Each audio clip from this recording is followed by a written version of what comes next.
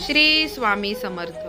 गुरुपौर्णिमेच्या निमित्ताने जर आज मला फक्त 2 मिनिटासाठी कुणाला भेटण्याचं स्वातंत्र्य मिळालं तर मी फक्त माझ्या श्री स्वामी समर्थांना भेटेन.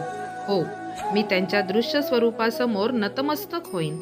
ते शांत डोळे, ती करुणा भरलेली मुद्रा, हे सर्व पाहता पाहता माझे डोळे साश्रुनयन होतील. मन शांत आणि जीव कृतकृतार्थ होईल.